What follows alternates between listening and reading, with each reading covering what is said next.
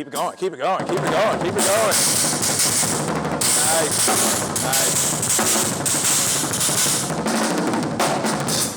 Wow, wow. What's up, my man? How you doing? Welcome to the Ruth Williams Opera House. Man, thank you. Yes. It's a beautiful space. Thank you, thank you, thank you. Yeah. Fun fact. What's up? Oldest theater in San Francisco. Wow. 1888. Legendary. I'm sure you have played in many of venues I have. Yeah. across the Bay Area, but this is the oldest. is the oldest. This probably takes the cake, 1888. Nice. Awesome. What, like, this is a sophisticated setup right here. Give me a little bit of, in layman's terms, give me what's going on here. You know, just a lot of things that make sound. That's right. A lot of toys. You know, I've got 3 snare drums here because one is just not enough.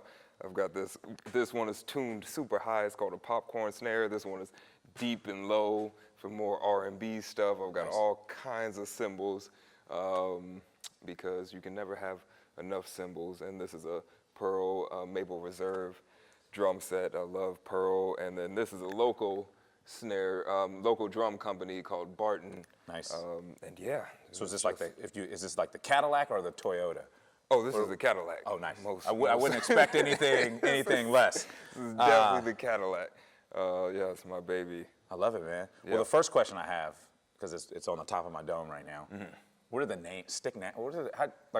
That's a bold move right there. It's a bold move, especially for a grown man. That's you right. know? That's right. Well, I got that name back in middle school. My uncle gave me that name. Okay.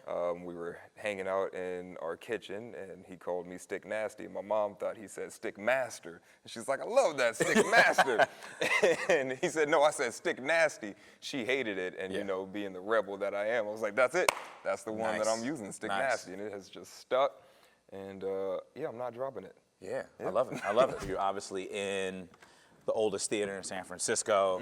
I was born and raised here, actually, literally directly across the street on top of the liquor store. Amazing. So for me, you know, it's almost, I keep saying full circle, but we're just now starting off. We're just now starting to do stuff like this. Oldest theater, we're in a historically black neighborhood. What does that mean for you, just in terms of understanding the landscape of the Bay Area, understanding the times of now? How's it feel to be playing in a venue like this? I mean, it feels like a miracle, honestly. Growing up playing drums, I love to play drums because it's my form of meditation, but I never thought that I would be able to have the opportunities that I'm having right now to be able to like spread this medicine and be part of history in such a impactful way. And yeah, to be here and be a part of, I don't know, legends, right? This is legendary, so to be a part of something that's so beautiful is really special. Nice. Yeah. It sounds like you know, I listened to your music leading up to this, and we've been planning for the past several months, and it's, you know, your passion for this is evident. And you talked about Sticknasty, having that name since middle school. When did you first fall in love with this? I started playing drums when I was 2. I grew up playing in church with my dad. When I was 1.5, I was picking up silverware and playing on the table, so my parents got me a drum set. And I have a really big musical family. We would always have jam sessions, every family gathering. Yeah. So I've always been, it's always been in my blood. Like, I feel like I didn't even have a choice. Yeah, you were born with this. I was born with it, Some people, you can't, this is what you have, you cannot teach. Yes. I mean, you know, I am someone who does not like to practice at all. Rarely practice, but I just love to play. And it's really evident that, this is my purpose. Nice, nice. SF Sounds, we are really transforming this space, right? Traditionally, this venue presents a lot of challenges. So when we were coming into this show, a lot of it was how do you break down the size of the room? How do you create a unique experience for not only the musicians playing, but the audience as well. Talk a little bit about what the audience is in store for. What songs are you playing, and what song are you most looking forward to playing?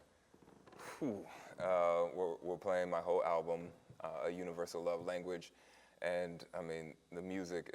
I call it like cinematic because it's like cinematic fusion because it's really so many different genres. As you heard, it's hip hop, it's pop, it's electronic EDM, it is jazz, it's rock, funk. The arrangements that I created for this show just take it to a whole nother level. So they are in store for a journey, really. It's a treat, and especially with this unique experience around everyone wearing headphones and having a mix to where they can control the volume and they can really hear every intricate sound of what's happening on stage is rare, and I'm really grateful to be a part of this experience. Keep mentioning this journey. I want to let's go back a little bit and Okay. uncover that and unpack that. A lot of your experience is pretty diverse, right? You're an actor, you're a musician, you're a composer.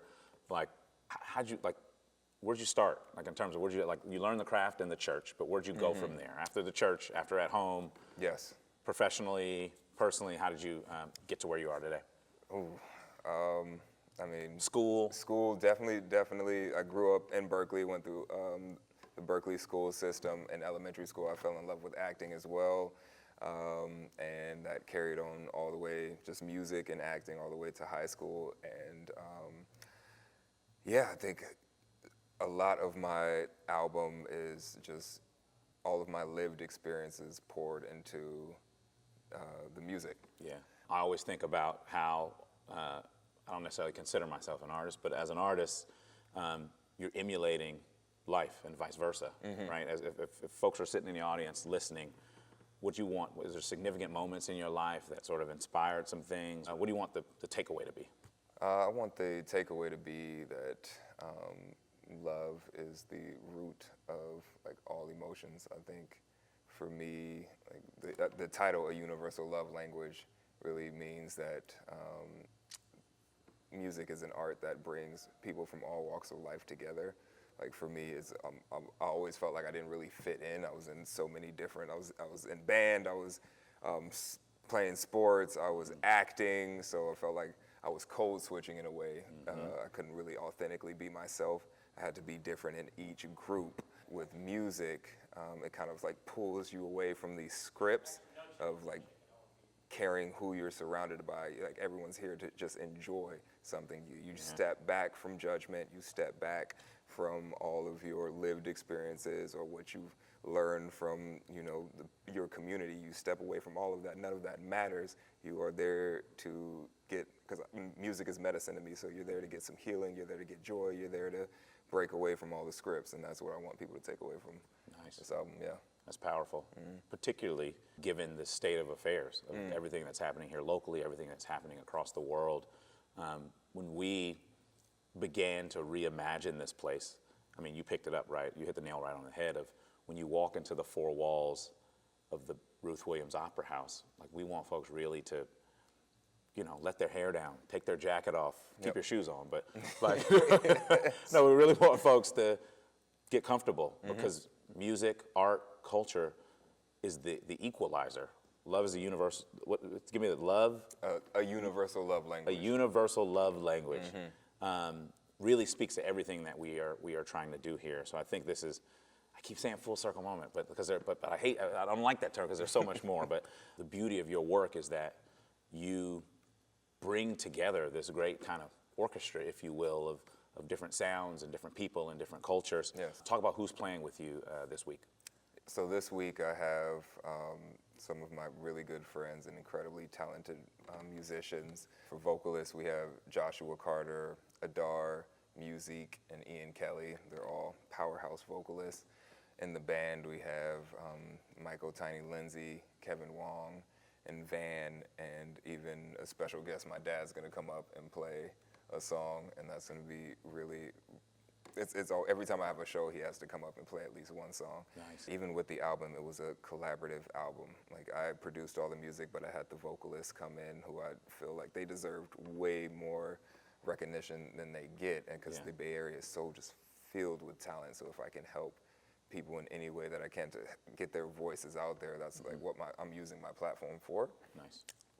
And so that's what this show is, that's what the album is, and that's what I'll continue to do. Yeah. You used a really interesting word earlier to talk about your music. For me, I hear futuristic comes to mind. There's cinematic you used. I'm using futuristic. As you're playing your music, as you're composing, as you're bringing folks together, what keeps you hopeful about what's next? Honestly, I think it's just seeing how people receive this music, because I wasn't creating this to put it out originally. Like, I would produce and compose just for my own sanity. It is my form of meditation, but to see how it's being received and seeing how it's touching people and how it is bringing more community together, like, that makes me hopeful. It confirms that this is healing and that this is a powerful tool that I can use. SF Sounds, ladies and gentlemen. We get to see James Small, AKA Sticknasty, Yes. tomorrow on this stage in the historic Ruth Williams Opera House. Appreciate the time. Thank you so much. Appreciate you. Yes.